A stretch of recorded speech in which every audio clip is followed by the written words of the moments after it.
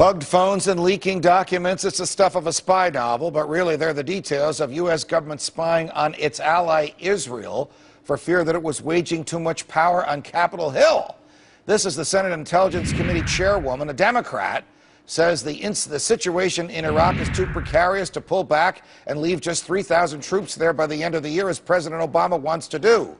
But Senator Feinstein has got it all wrong in Iraq, just as the president is wrong to spy on Israel. Here on all that, Michael Scheuer, good friend of the show, former bin Laden hunter, former CIA career operative. Michael, it's a pleasure. Welcome back to Freedom. Thank you, Judge. First thing, should we be surprised that the American government, whether it's the intelligence agencies or the FBI, is spying on our allies here in the United States of America? Or is this something that has been going on for years and we just didn't know about it until recently? Well, if it was a real ally like Canada or Britain or Australia, we would be surprised. But it's a pleasant surprise to me to find out that the FBI is spying on the Israelis. The Israelis are certainly an immensely malign influence in the United States.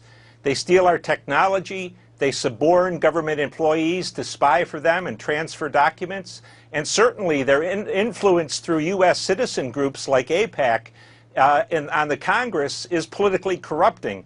So I think they're perfectly correct to be spying on the Israelis. Well, what does Benjamin Netanyahu say to President Obama the next time they meet? Why are your people listening to my phone calls? That was me talking to the ambassador while some agent of yours was listening.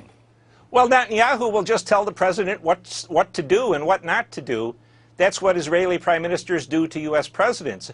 And what will happen in the Congress is the congressmen and women who are owned or at least bribed by AIPAC and other U.S. citizen organizations that support Israel will threaten the FBI with budget cuts or manpower cuts if they don't stop watching the Israelis. Got it. Yesterday, the White House leaked, again, it's another leak, there's been no official announcement, that even though the president is committed to withdrawing all American troops from Iraq by the end of this year, just 4 months from now, he wants to leave 3,000 troops behind. What's the reaction in the intelligence community, Michael, to a decision like that? I would think that the reaction would be is we're like putting a regiment of cavalry in a fort in the middle of Indian territory. 3,000 people aren't going to have any effect inside of Iraq except to maintain our presence.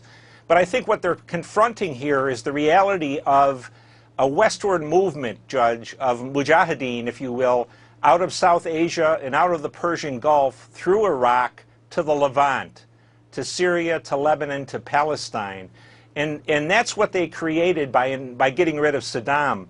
They opened up a route for those people to get to North Africa, to get to attack the Israelis up close. That would never have been there when Saddam was in power. So are you saying that American military adventurism in Iraq has made it less safe for Western interests than it was when Saddam Hussein was running the government in Iraq? Oh, absolutely. In terms of terrorism, Judge, Saddam was our best ally. He was afraid of us. He didn't have to be bribed or cajoled. He killed the Sunni Islamists who came into his country if he found them. He was a great ally in that sense. He diddled around with the Palestinians and paid off martyrs' families and that kind of thing. But the great bulk of the Sunni extremist movement could not move westward because of Saddam. Before I let you go, another report out over the Labor Day weekend is that hundreds of millions of dollars of Defense Department funds have ended up in the hands of Taliban, arguably used to buy weapons to kill American soldiers. Is Michael Scheuer surprised? I'm not sure, because we have to subcontract to people to move our weapons, our ammunition, our food and water from Karachi through Pakistan. And it has to go through the tribal areas, so they're going to have to pay off the tribes that live there in order to get them through safely. Part of that money absolutely is going to go to the Taliban. It's something that we found out now because it's in the press, but if you think about it from the first day it was happening, that was the only way for it to work. Got it. Michael Scheuer, as usual, a pleasure. Thanks for joining us. Thank you, Judge.